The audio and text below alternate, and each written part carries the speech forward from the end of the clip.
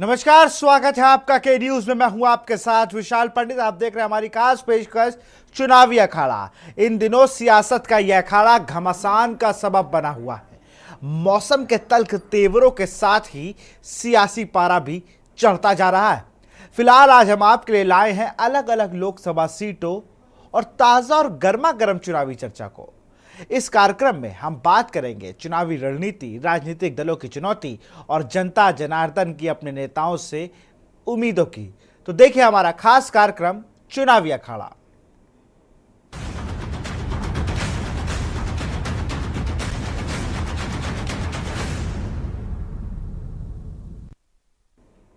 हिमाचल प्रदेश। इस वक्त यहां का चुनावी पारा हाई है। यहां अंतिम चरण 1 जून को मतदान होना है। फिलहाल सभी प्रत्याशी चुनाव प्रचार में व्यस्त हैं। हिमाचल में हमेशा की तरह इस बार भी कांग्रेस और बीजेपी में सीधी टक्कर है। हमीरपुर सीट पर इस बार मुकाबला बहुत ही दिलचस्प होने वाला है। ये रिपोर्ट को देखिए और समझिए। हाई प्रोफाइल हमीरपुर सीट, अनुराग को लगातार 5वीं जीत की उम्मीद। धुआंधार प्रचार में जुटे अनुराग ठाकुर। कांग्रेस से विधायकी हारे सतपाल से मुकाबला। भाजपा के लिए आसान नहीं रही। मजबूत विकल्प के तौर पर खुद को पेश कर रहे अनुराग। 93% ग्रामीण आबादी वाली इस सीट पर हिंदुओं की बाहुल्यता। हिंदू आबादी में 23.75% दलित, 1.46% अनुसूचित जनजाति। इस सीट पर 10 बार भगवा परचम फहराया। अनुराग ठाकुर की साख दांव पर। हमीरपुर लोकसभा सीट पर प्रधानमंत्री नरेंद्र मोदी के मंत्री की साख दांव पर है। केंद्रीय मंत्री अनुराग ठाकुर यहां से लगातार 4 बार लोकसभा चुनाव जीत चुके हैं और 5वीं बार जीत का दावा कर रहे हैं। इससे पहले अनुराग ठाकुर भाजयुमो के अध्यक्ष से लेकर बीसीसीआई अध्यक्ष और मोदी सरकार के पहले कार्यकाल में केंद्रीय वित्त राज्य मंत्री की जिम्मेदारी निभा चुके हैं। वो पार्टी के सबसे प्रभावशाली युवा नेताओं में शुमार रहे हैं। अच्छे वक्ता होने के नाते वो देश भर के लगभग हर चुनाव में बीजेपी के स्टार प्रचारकों की लिस्ट में शामिल होते हैं। वो हिमाचल के पूर्व मुख्यमंत्री प्रेम कुमार धूमल के बेटे हैं। चरम पर चुनावी पारा। हिमाचल प्रदेश की हॉट सीटों में शामिल हमीरपुर में चुनावी पारा चरम पर है। 2008 के उपचुनाव समेत जीत का चौका लगा चुके अनुराग ठाकुर 5वीं बार मैदान में ताल ठोक रहे हैं। कांग्रेस ने पूर्व विधायक सतपाल रायजादा को मैदान में उतारा है। रायजादा स्थानीय व राष्ट्रीय मुद्दों को लेकर भाजपा की तगड़ी घेराबंदी में जुटे हुए हैं। वहीं पिछले चुनाव में महज 7,095 वोट हासिल कर तीसरे स्थान पर रही बसपा ने इस बार हिमराज मैदान में उतारा है। ऐसा नहीं है कि हमीरपुर में भाजपा के लिए राहें बहुत आसान हो। मतदाताओं के बीच सवाल खूब है, पर ज्यादातर की बातें मुद्दों से शुरू होकर मजबूत विकल्प नहीं होने पर पहुंचकर अटक जाती हैं। ये वही चीज है जो भाजपा को सुकून दे रही है। बता दें कि प्रदेश की 4 लोकसभा सीटों में से हमीरपुर हाई प्रोफाइल में शुमार है। 93% ग्रामीण आबादी वाली इस सीट पर 95% से भी ज्यादा आबादी हिंदुओं की है। 2011 की जनगणना के अनुसार हिंदू आबादी से 23.75% दलित तो 1.46% अनुसूचित जनजाति है। वहीं इस सीट पर 10 बार भगवा परचम फहराया तो इसमें इन आंकड़ों का बहुत बड़ा रोल है। वहीं पिछले चुनावों में जीत के मार्जिन के आंकड़े खुद ब खुद बता देते हैं कि प्रतिद्वंदी कांग्रेस कोसों दूर है। उसके सामने पहाड़ जैसे मार्जिन को भरने की एक बड़ी चुनौती है। बहुत कुछ बयां करती ऊना की हवा। आपको बता दें कि ऊना कांग्रेस प्रत्याशी सतपाल रायजादा का गढ़ है। मुख्यमंत्री सुखविंदर सिंह सुक्खू का गृहनगर नादौन भी इसी लोकसभा सीट में आता है। रायजादा मुद्दों को लेकर बेहद तल्ख अंदाज में हमले बोल रहे हैं। वो अपनी सभाओं में कह रहे हैं, अनुराग अब चुनावी सभाओं में कहते फिर रहे हैं कि हमीरपुर तक रेल लाइन राज्य सरकार की वजह से नहीं पहुंची। वो कहते हैं कि अनुराग शायद भूल गए हैं कि सुक्खू सरकार को सत्ता संभाले महज 15 माह ही हुए हैं। इससे पहले तो भाजपा की जयराम सरकार ही थी। ऊना में आने वाली ट्रेनों की संख्या तो अनुराग गिनाते हैं, ये क्यों नहीं बताते कि हमीरपुर में रेल लाइन कितने इंच सरकी है। वो पीजीआई सैटेलाइट सेंटर के अधूरे काम पर भी सवाल उठाते हैं। वो तंज कसते हुए कहते हैं, अनुराग ठाकुर खुद तो लेफ्टिनेंट बन गए, लेकिन युवाओं को अग्निवीर बनाकर उनका भविष्य खराब कर दिया गया। मुद्दों पर मुखर मतदाता। इस सीट के दायरे में मुद्दों पर मतदाता मुखर है। हमीरपुर के सुजानपुर, टिहरा, नादौन और ऊना के साथ साथ बड़सर, कुटलैहड़, चिंतपूर्णी तक मुद्दों का शोर है। यहाँ भाजपा विरोधी स्वर कम नहीं है, पर मोदी और अनुराग ठाकुर की छवि को लेकर भी उतनी ही चर्चाएं हैं।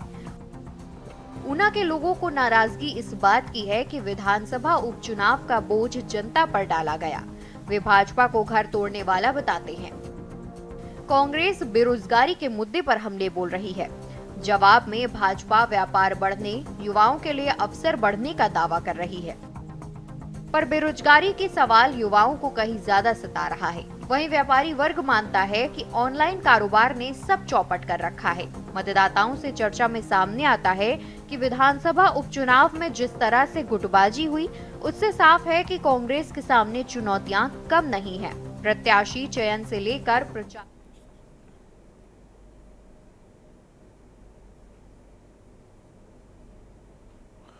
मछली शहर लोकसभा सीट में कांटे की टक्कर के आसार बन चुके हैं। बता दें कि इस बार का संग्राम सरोज बिरादरी में सिमटा है। यहां औद्योगिक क्षेत्र के विकास का मुद्दा अहम है। तीनों प्रत्याशी सरोज बिरादरी के हैं। जाति समीकरण की बात करें तो सरोज बिरादरी के करीब 1 लाख वोटर्स हैं। दलितों में गौतम बिरादरी 4 लाख के करीब है। इस रिपोर्ट को देखिए। मछली शहर लोकसभा सीट। मछली शहर में कांटे की टक्कर के आसार। सरोज बिरादरी में सिमटा सत्ता का संग्राम। औद्योगिक क्षेत्र विकास का मुद्दा अहम। तीनों प्रत्याशी सरोज बिरादरी के। सरोज बिरादरी के करीब 1 लाख वोटर्स। दलितों में गौतम बिरादरी 4 लाख के करीब। खटिक तकरीबन 20,000। मछली शहर यूपी का एक प्रमुख नगर और व्यापारिक स्थान है। ये उत्तर प्रदेश के 80 लोकसभा निर्वाचन क्षेत्रों में से एक है। मछली शहर को तहसील का दर्जा प्राप्त है। बता दें कि नेशनल हाईवे 31 मछली शहर से होकर गुजरता है, जो पश्चिमी तरफ प्रतापगढ़, रायबरेली और लखनऊ को जोड़ता है। मछली शहर सुरक्षित लोकसभा सीट है, जिसके अंदर 5 विधानसभाएं आती हैं। इस बार मछली शहर में तीनों प्रत्याशी सरोज बिरादरी के हैं। इस बिरादरी का वोट करीब 1 लाख है, पर दलितों में गौतम बिरादरी 4 लाख के करीब है। खटिक करीब 20,000 हैं। जिसे गौतम बिरादरी का वोट मिलेगा, वही यहां से सांसद बनेगा। भाजपा से दोबारा मैदान में उतरे बीपी सरोज को भाजपा के परंपरागत वोट बैंक पर भरोसा है। मोदी योगी के कामों का सहारा है। उनके सामने अति पिछड़े वर्ग के मतदाताओं को जोड़े रखने की चुनौती है। वहीं सपा की प्रिया सरोज को परंपरागत वोट बैंक के साथ ही युवाओं और महिलाओं पर भरोसा है। देखा जाए तो भीतरघात नहीं होता है तो प्रिया सरोज बीजेपी को कड़ी टक्कर देने में सफल होंगी। वहीं रिटायर्ड आईएएस कृपाशंकर सरोज बसपा के प्रत्याशी हैं। वो मछली शहर में कई साल से लोगों को संविधान का पाठ पढ़ा रही हैं। पार्टी के वोट बैंक के साथ शिक्षित समाज को लुभाने में जुटे हैं। उनके सामने अगड़े और पिछड़ों को साधने की चुनौती है। आपको बता दें कि मछली शहर लोकसभा सीट का जिक्र आते ही सबसे पहले याद आता है 2019 का चुनाव। तब महज 181 वोटों के अंतर से बीजेपी के वीपी सरोज बसपा के त्रिभुवन राम से जीते थे। 2019 में पूरे देश में ये सबसे कम मार्जिन की जीत थी। अनुसूचित जाति के लिए सुरक्षित इस सीट पर भाजपा ने दोबारा बीपी सरोज पर दांव लगाया है। वहीं सपा और बसपा ने भी सरोज बिरादरी का ही प्रत्याशी उतारकर मुकाबले को दिलचस्प बना दिया है। समीकरणों की बिसात ऐसी बिछी है कि इस बार भी यहां कांटे के मुकाबले के आसार हैं। लोकसभा क्षेत्र में मुसलमान यादव चुप्पी साधे हुए हैं, वहीं दलितों में बंटवारा है, इसलिए मुकाबला जबरदस्त है। चुनावी समीकरणों के लिहाज से सपा टक्कर दे रही है, लेकिन भाजपा भी कमजोर नहीं है। कुछ जातियों में राष्ट्रवाद सर्वोपरि है।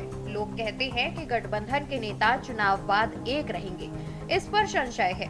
हालांकि किसान महंगाई और छुट्टा पशु से परेशान हैं। लोग कहते हैं कि सिर्फ मंदिर से काम नहीं चलेगा। मछली शहर विधानसभा क्षेत्र में आने वाली पिंडरा विधानसभा क्षेत्र पर वाराणसी का असर साफ दिखता है। यहाँ के लोग कहते हैं कि राशन मिल रहा है, सुविधाएं भरपूर है, इसलिए वो भाजपा के साथ है। बस जरूरत एक मेडिकल कॉलेज की है, क्योंकि वाराणसी और जौनपुर 50 से 60 किलोमीटर दूर है। वहीं मछली शहर लोकसभा क्षेत्र में औद्योगिक क्षेत्र विकास का मुद्दा अहम है। व्यापारी कहते हैं यहाँ औद्योगिक क्षेत्र की स्थापना हो जाए तो इलाके में बेरोजगारी अपने आप दूर हो जाएगी। साथ ही मछली शहर कस्बे में पर्स बनाने का काम घर घर होता है। इसे नए सिरे से बढ़ावा दिया जाए तो हर हाथ को काम मिल सकता है। स्पेशल डेस्क के न्यूज इंडिया। लोकसभा चुनाव के अलग अलग रंग नजर आ रहे हैं। चंडीगढ़ में चाय की दुकान चलाने वाला विनोद कुमार भी किस्मत आजमा रहा है। इस रिपोर्ट को देखिए। चंडीगढ़ में एक चाय वाले ने चुनावी मैदान में उतरकर कांग्रेस और बीजेपी के दिग्गजों को टक्कर दी है। सेक्टर 24 में चाय की दुकान लगाने वाले विनोद कुमार ने निर्दलीय उम्मीदवार के तौर पर पर्चा भरा है। वे अपने ग्राहकों को चाय पिलाते हुए अपना प्रचार कर रहे हैं।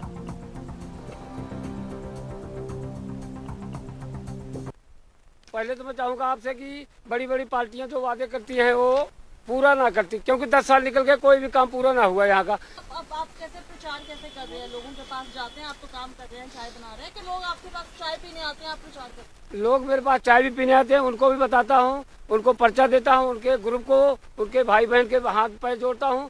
बाकी मैं सुबह 6 बजे जहाँ कहीं भी शहर में हाजिरी लगती है, जितने भी लेबर वाले हैं सबसे जाके मिलता हूँ। फिर 4-5 बजे के बाद फिर अपनी दुकान बंद करके मैं मार्केट में जितने एल्डर बेल्डर हैं सभी के पास हाथ जोड़ के वोट के लिए मांग रहा हूँ।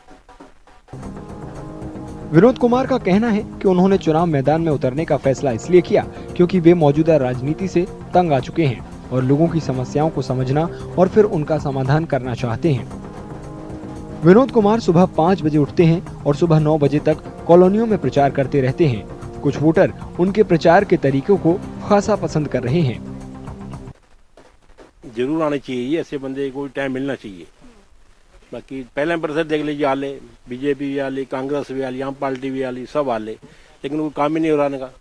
लेकिन अब इनको आना चाहिए, नई पार्टी को भी आना चाहिए, देखना चाहिए।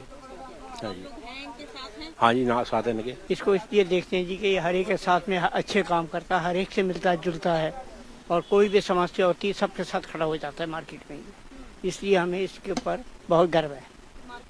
हाँ, मार्केट भी साथ है, बाहर वाले भी बहुत साथ हैं, हर एक की सपोर्ट करता है।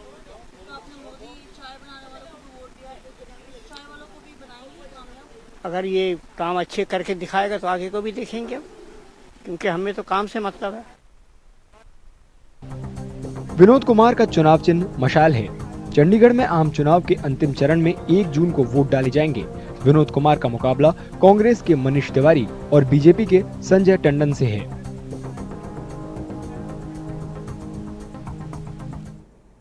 यहां रुकते एक छोटे से ब्रेक के लिए, जल्द हाजिर होंगे। ब्रेक के बाद आपका स्वागत है। जब उद्देश्य बड़ा होता है तो सुख सुविधा के मायने नहीं रह जाते। दिल्ली में चुनावी तारीख नजदीक आ रही है। सियासी और मौसमी पारा लगातार बढ़ता जा रहा है। पश्चिमी दिल्ली से आम आदमी पार्टी के उम्मीदवार महाबल मिश्रा और बीजेपी की कमलजीत सहरावत की बात करें तो चिलचिलाती धूप में दोनों प्रत्याशी पसीना बहाते नजर आ रहे हैं। इस रिपोर्ट को देखिए। जैसे जैसे दिल्ली में चुनावी तारीख नजदीक आ रही है, सियासी और मौसमी पारा लगातार बढ़ता जा रहा है। पश्चिमी दिल्ली से आम आदमी पार्टी के उम्मीदवार महाबल मिश्रा और बीजेपी की कमलजीत सहरावत चिलचिलाती गर्मी में प्रचार करते नजर आए। गर्मी के मौसम में प्रचार के वक्त उम्मीदवारों के पास एनर्जी ड्रिंक और कॉटन की हैंड टॉवल है, जो उनका सहारा बन रही है। तो मेनली ये ड्रिंक में थोड़ा ठीक रहते हैं, खाने को मन नहीं करता है। और खाने के लिए अगर है तो वो भी हल्का फुल्का इसी तरह के आइटम गाड़ी में रहते हैं। सुबह उपमा पोहा कुछ भी बनकर गाड़ी में आ जाता है, तो जब भूख लगती है तो उसको ले लेते हैं। तो इस टाइम पे गाना है ना, मुझे भूख नहीं लगती, मुझे प्यास नहीं लगती, तो वो गाना चुनाव में बना होगा। तो ना भूख लगती है ना प्यास लगती है। मई के महीने में दिल्ली में गर्मी कहर ढा रही है। इस बीच 25 मई को दिल्ली में वोटिंग होनी है।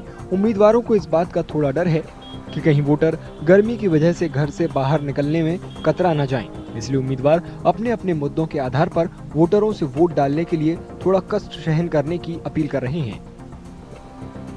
हम अपील करते हैं, हम लोगों से अपील करते हैं, गर्मी कितना भी हो लेकिन देश के रक्षा के लिए, संविधान की रक्षा के लिए, अपने बच्चों के भविष्य के निर्माण के लिए आपको वोट गिराना है।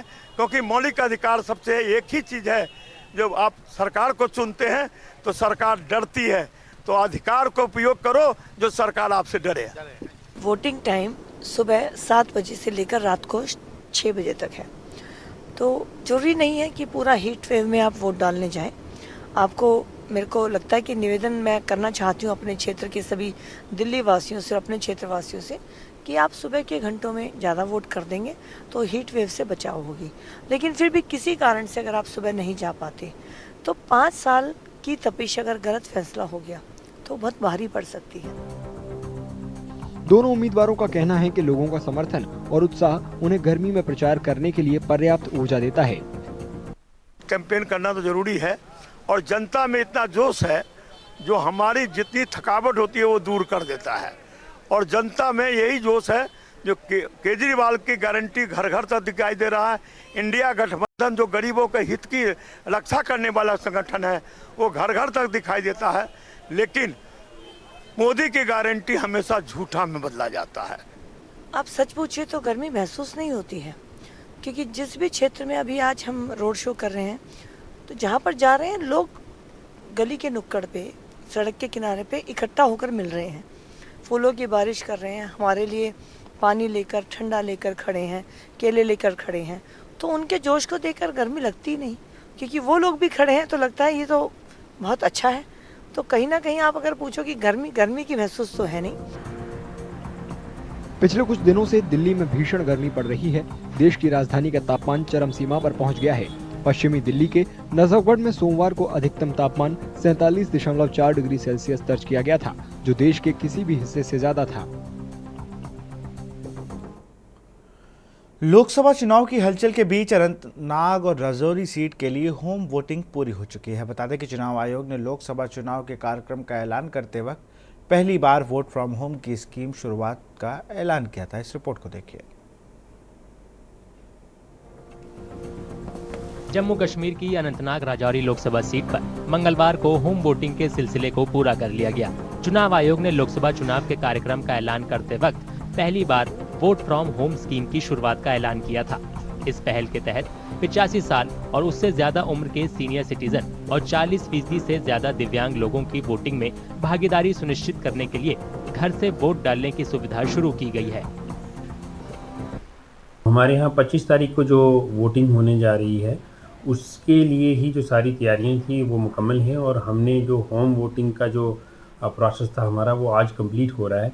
हमारे पास डिस्ट्रिक्ट में लगभग 1411 लोगों ने जो है था वो अप्लाई किया हुआ था फॉर होम वोटिंग और उसमें चारों कॉन्स्टिट्यूंसीज़ में पिछले 3 दिनों से होम वोटिंग चल रही है। हमारी टीमें जो हैं वो ये जो हमारे 85+ और जो स्पेशली एबल्ड वोटर्स थे उनके घर घर पहुँची हैं और उनसे वोट जो है वो कास्ट करवाए हैं। 92% पोलिंग हुई है हमारी होम वोटिंग, जो एक काफ़ी हेल्दी टर्नओवर है। राजौरी जिले में LOC यानी नियंत्रण रेखा के पास 120 किलोमीटर लंबा इलाका है। जिले के बड़े हिस्से में ग्रामीण पहाड़ी इलाके शामिल हैं, जो सड़कों से ठीक से जुड़े नहीं हैं। इस वजह से पोलिंग अधिकारियों का काम चुनौतियों से भरा है। हालांकि पोलिंग टीमें हर मुश्किल को दरकिनार कर इन इलाकों में वोटरों के घरों तक पहुंची। हमने डिस्ट्रिक्ट के हर कॉर्नर में जहाँ जहाँ किसी ने होम वोटिंग के लिए अप्लाई किया था हमने इंश्योर किया है कि टीम्स वहाँ पहुँचेंगी। मैं आपको एग्जांपल दूंगा, हमारे पास कोट चरवाल और नारला बम्बल वाला जो इलाका है वहाँ पे लगभग 20 किलोमीटर्स तक बाई फुट ट्रैवल करके टीम को जाना पड़ा। तो जो टीमें हैं हमारी वो दूर दराज इलाकों में हर जगह जाके पहुंची हैं।